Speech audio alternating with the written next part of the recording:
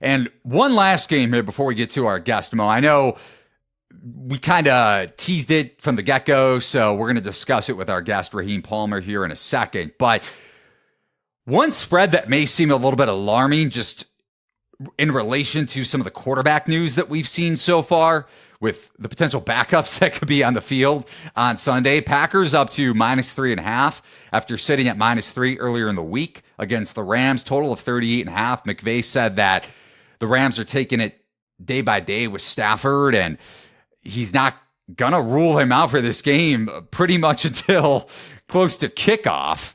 Now, I get the market sentiment, or at least the opinion, that Jordan Love is a bad quarterback, and rightfully so. 25th among qualified QBs and EPA per dropback and completion percentage over expected CPOE this season. But maybe quickly here, how would you look to play this game, if at all, once we get maybe more of an idea if Stafford plays or not?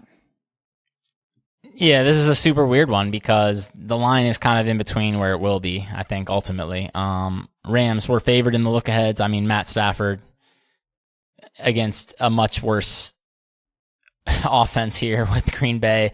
You would have to give the edge to the Packers, maybe on a small line, but I mean, the Rams were like -1 in the look-ahead, but maybe with Stafford banged up, Packers short favorites could make some sense, but if he's confirmed to be out, I think this line climbs to like 4.5 at least.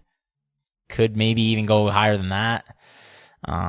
I know that Stafford isn't like an amazing quarterback at this point, but he is definitely helping to drive that offense, especially when that's kind of all they can do is pass the football on the entire team. I don't really have any other strength. So Brett Rippon, he's been on multiple teams. I don't think he's one of the better backups in the league.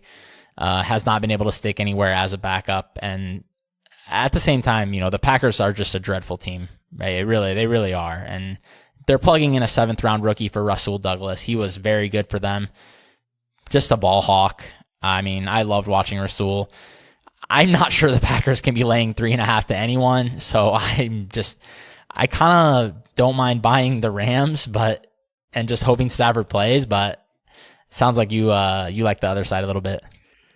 Maybe if this gets to 3, if Stafford does play, so just on the other side of it, if somehow he's able to go dealing with the injury, McVay is playing this one really close to the chest, so we're probably not going to get any sign of this. Maybe Friday we get some sort of inclination if you're listening to this on Friday, maybe later today. But yeah, I'm not playing this game, and Packers secondary, as we saw last week and throughout the season, is extremely, if Washington secondary is exploitable, if New England secondary is exploitable, maybe on a lesser degree, this Green Bay defense, at least in the back seven without Douglas, even with healthier Jair Alexander, can be had. But then again, we saw firsthand what it's like to back Brett Rippon last year against the New York Jets, and that was not fun.